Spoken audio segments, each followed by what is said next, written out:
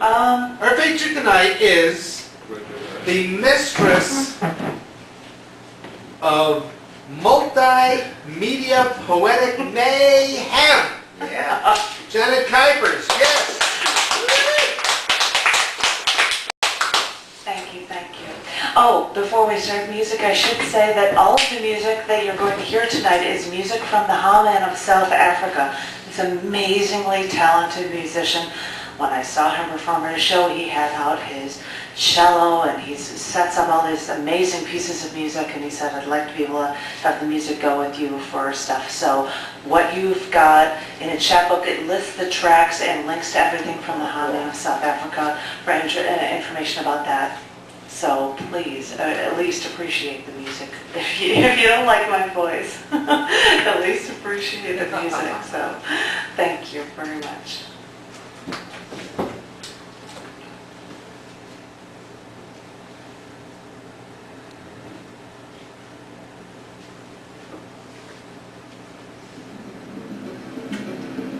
I talked to a licensed psychiatrist recently about the problems I've been having lately.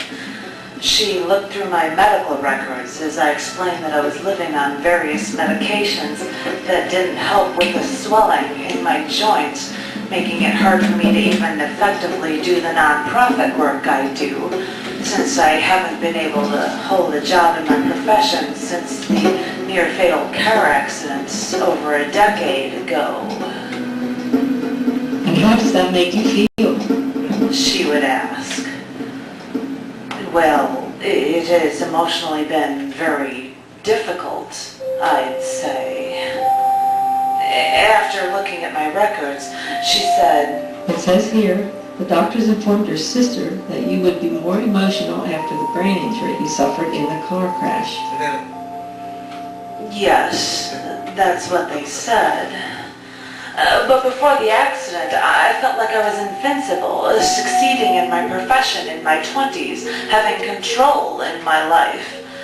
But only after the accident did I feel like I could even consider the idea of suicide, or genuinely wish that I was dead. Continuing to look over my medical records, she said, It seems that you have survived so much already, and what you're going through is entirely normal. The accident was severe, but you made a miraculous recovery. The worst part is over, and things will get better. And that's how she finished our session, but she never explained how to deal with all the feelings of hopelessness and futility. Words can strike like missiles. Words can be dropped like bombs. And looking back over the years in our relationship together, I've learned stories can start wars.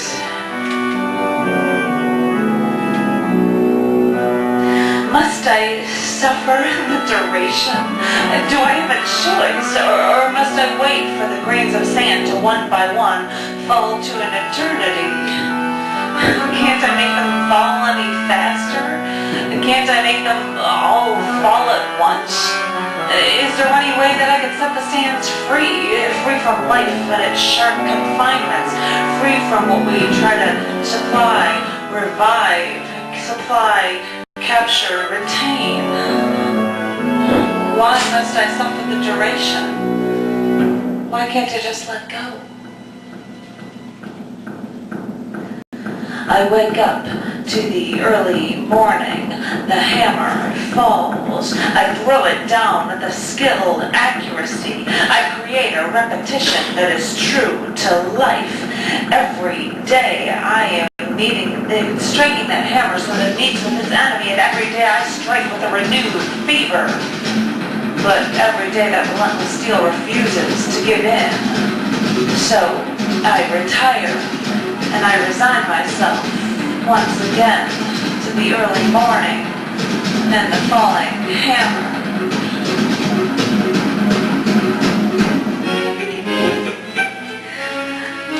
I hate the room. go to the room, but I do because I am told.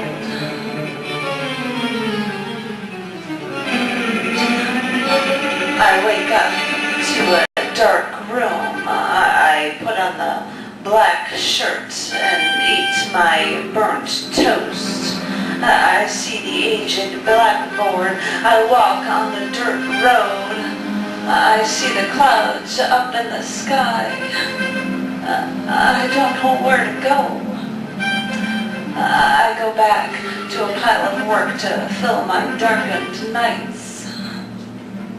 There's nothing interesting in my life. Nothing colorful in my sight.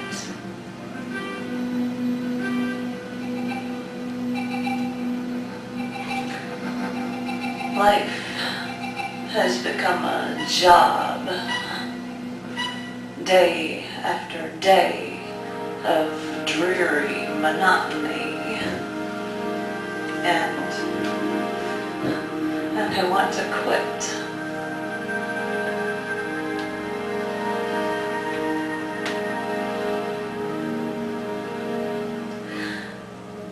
Is this what I'm reduced to? I can't go through with it. I can't. I just can't. I deserve better than this. More.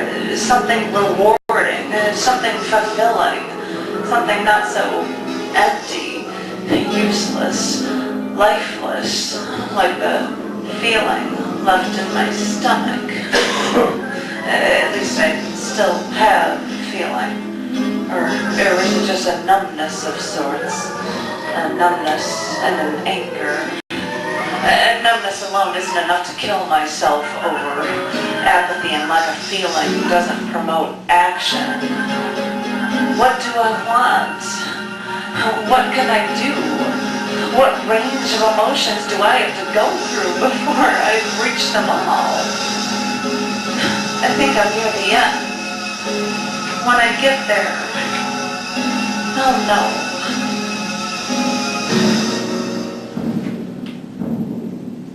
She looks at the road, not taken, and she curiously stares and wonders why the path looks so familiar.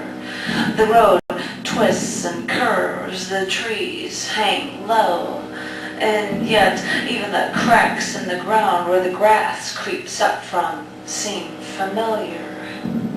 Her eyes widen, hoping that the understanding might be more visible. Puzzled, she takes a step. The confusion disappears as the memories of the road taken flood her mind. And then she realizes that she's made the same mistake twice.